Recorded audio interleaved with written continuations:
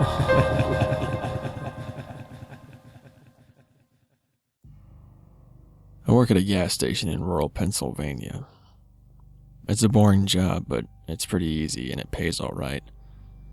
A few weeks ago, this new guy started. I'll call him Jeremy. Jeremy is weird. He's about 25 or 26, and he hardly speaks. But he's got the creepiest laugh I've ever heard. My boss and I have both noticed this, but it's never been a problem, so there's not much we can do about it. Customers have never complained about him, and he's always done his job fairly well. Up until a few weeks ago, anyway. That's when things started going missing. Employee theft can be a problem at any business that sells consumer goods, and there's only one person working at a time at this gas station. It's a pretty small place. About 2 weeks ago, my boss started noticing that we were short on motor oil. At first, it was a few containers at a time, then entire shelves and boxes from the back room. Pretty soon entire shipments would be gone the day after we got them, and it would always be right after Jeremy's shifts.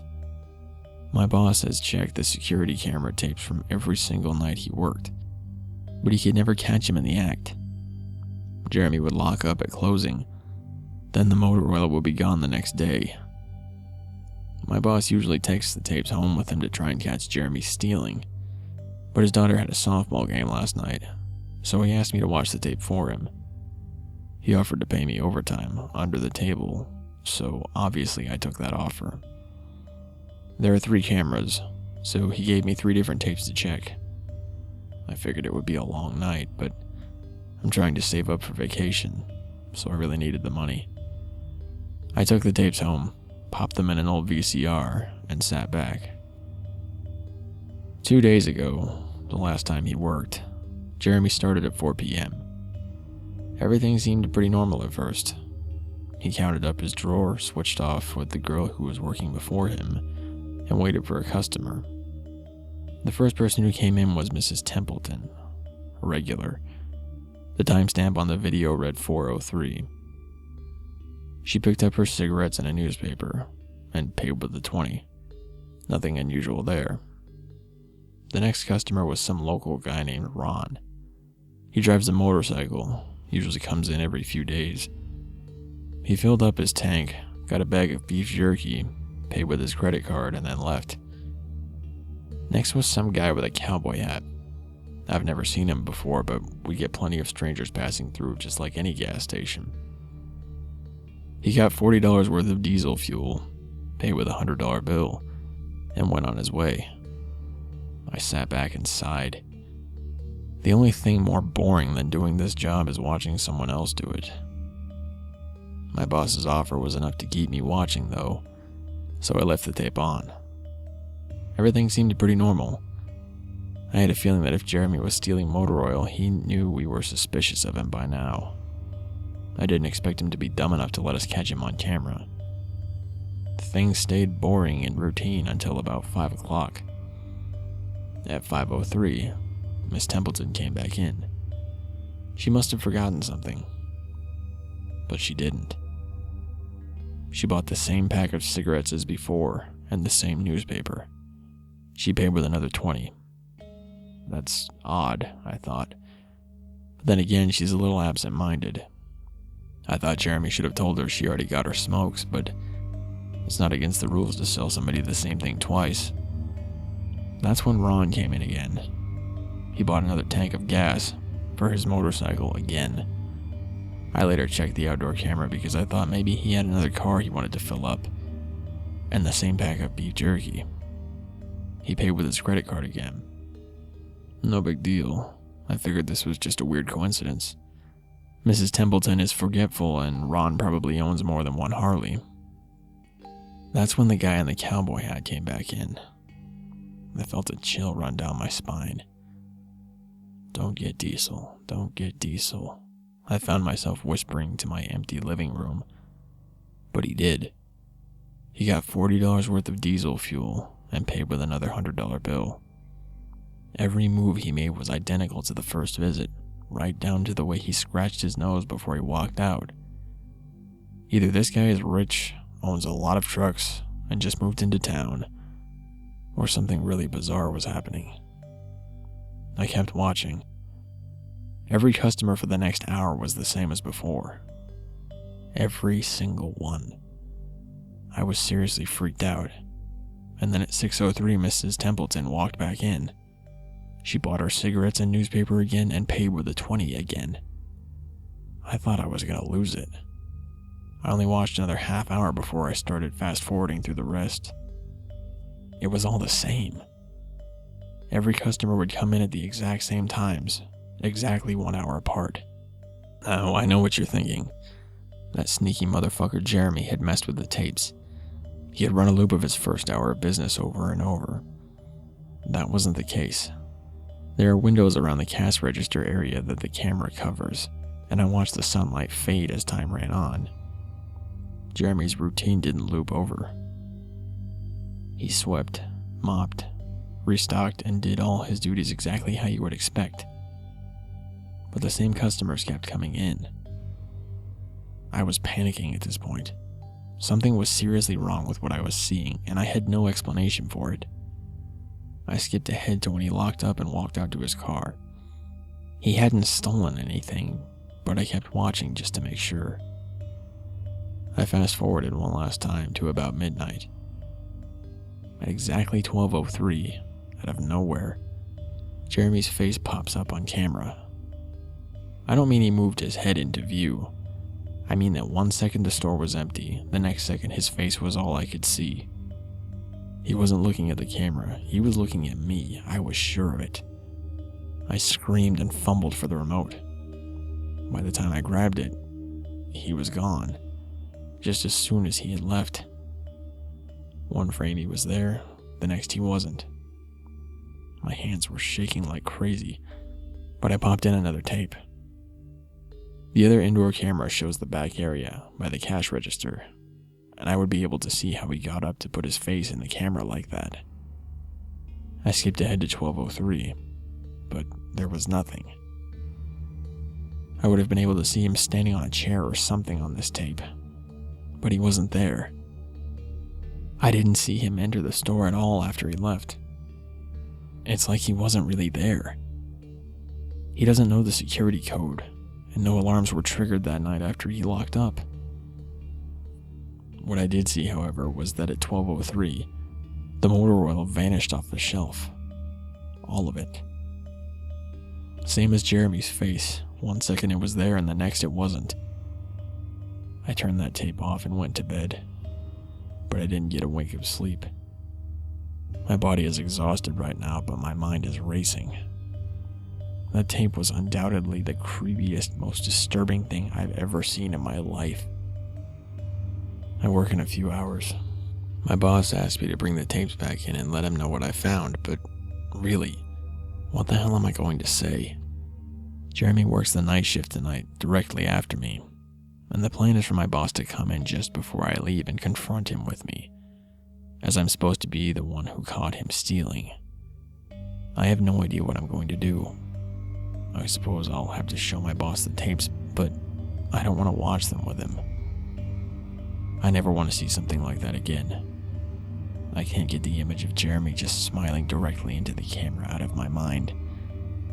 It was the creepiest look I've ever seen on another human being's face. Anyway, I'm going to try and get some last-minute sleep before I have to go in and deal with this. I'll let you guys know what happens. Update, 2:49 p.m. Updating from my phone. Apologies in advance for errors. My boss just finished watching the last of the tapes. I told him what to expect, but you really can't prepare someone for something like that. He's scared shitless. I still am too.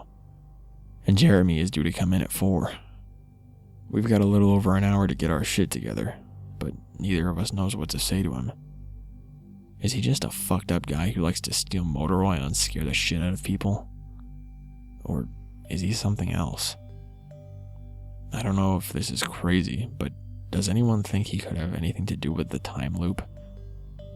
My boss said he never noticed anything like that in the other tapes, but the way he popped up in this one made me think he knew I would be watching.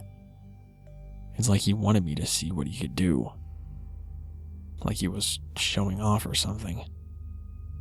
The way he smiled into the camera was like a little kid showing you a sandcastle they just built or something. I don't know, I probably sound crazy. I sure feel the part. I'm going to talk to my boss some more. We have to calm ourselves down and figure out how to handle this.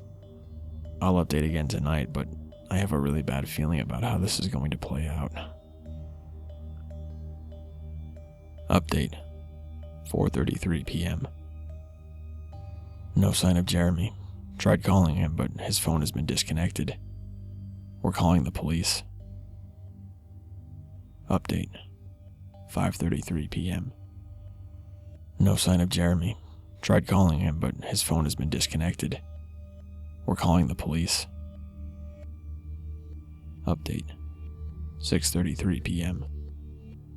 No sign of Jeremy. Tried calling him, but his phone has been disconnected. We're calling the police. Update, 7:33 p.m. No sign of Jeremy. Tried calling him, but his phone has been disconnected. We're calling the police. Update, 8:33 p.m.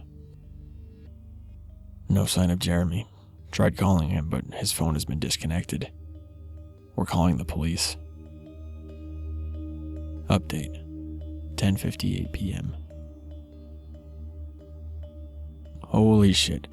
Holy shit, holy shit, holy shit. I just got home and saw my previous updates. Things make less sense now than ever. Here's what I can tell you. I went to work, Jeremy never showed up. My boss and I decided to call the police, as you're well aware. When I picked up the phone to call, though, the sun went out. I shit you not, that's what I thought happened. Apparently I blacked out for exactly 5 hours, because when I looked at the clock, it was 9:33. I think I got stuck in Jeremy's time loop, and then I snapped out of it at the exact point I blacked out, if that makes any sense. But that's when things got really weird. My boss was right next to me when I blacked out, ready to corroborate my story to the cops. When I came to, the phone was in my hand, but it was dead. Not even a dial tone. My boss was still right there, but he wasn't moving. He was standing up, but frozen. I looked at the clock again, and it wasn't moving. The second hand was stuck on the 12. It was 9:33 exactly. The clock on the register computer screen wasn't moving either. My phone was frozen. There was even a customer at the register waiting for my boss to get him cigarettes. I'm betting that would have been his 5th pack of the day. I got the fuck out of there. Didn't lock up, didn't turn off the lights, and sorry guys, I didn't grab the security tapes to upload on the internet. Believe me, that was the last thing on my mind. The gas station is on a major highway, and cars were parked all along it. Except they weren't parked. They were frozen. The people inside were sitting still as wax statues. I got in my car and prayed that it would start. Thankfully it did. About halfway home, time started up again. The static from the radio turned into music, like it's supposed to be. And from what I could tell by listening to the host talk in between songs, no one noticed the time freeze, or whatever it was. I was the only one. Well, I'm sure Jeremy noticed as well. I still have no clue where he is or what he's doing. I'm hiding in my room and calling the police again in the morning. I don't know if I ever got through to them before, or if I did, whether they took me seriously. I'm scared for my life at this point. I'll update tomorrow, if I can. Final update, 10:33 a.m. I finally fell asleep last night around 4. I have no idea how I did it. I guess exhaustion finally got the best of me. This morning I woke up to my phone ringing. It was my boss. He'd been calling me since about 6. He woke up when the time turned back on last night and immediately called the cops. They came by to see what was wrong and he told them everything. The police around here are all small-time guys. They were more concerned with the missing motor oil than anything, but my boss figured he would take it, as long as he had their attention. They decided to go looking for Jeremy. We keep all our employee applications on file, and since Jeremy just started working here, his was easy to find. They checked the address on it and headed over to his house. You're not going to believe what they found. The address Jeremy listed on his application was an empty lot. Or at least now it is. There used to be a house there, but it burned down in 1993.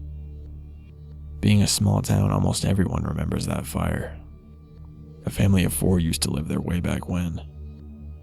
Rumor has it that they had an estranged son who they never really talked about, but I can't say for sure if that's true. What I can say is true is that after an insurance investigation, the fire was ruled as arson.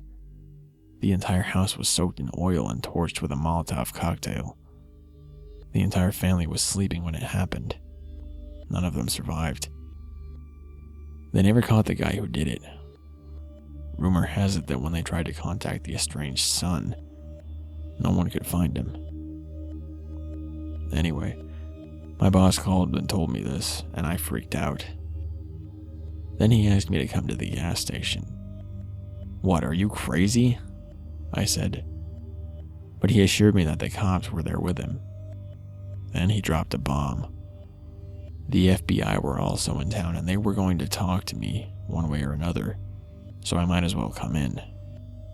It was about 7:15, and I wanted to go back to bed, but I figured I wouldn't be able to sleep much more anyway, so I went down. 4 men in suits greeted me and told me to have a seat. We went over everything 2 or 3 times until they got all the details down. I told them about Jeremy, the security tape, last night at work, everything. Finally, after I finished, one of the agents said, "Oh Christ, we've got another one on our hands." Then they made me sign a bunch of papers saying I wouldn't tell anyone about what happened, so I can't say much more. I might be breaking the law just by posting this. So, now I'm home. I'm not sure what to do with myself. The agent's words when I told him the story are going to haunt me for the rest of my life. Anyway, I've got to go. I have some errands to run today, and then I have to go back into work to pick up some tapes. My boss and I think this new guy Jeremy, he's a complete creep. He's stealing motor oil, and I have to watch the security footage to see if I can catch him doing it. I have better things to do, but my boss is paying me overtime under the table, and I'm trying to save up for vacation so I could really use the money. It should be pretty simple. The oil always goes missing right after his shifts. I figure I'll just watch the tapes, catch him in the act, and that will be that.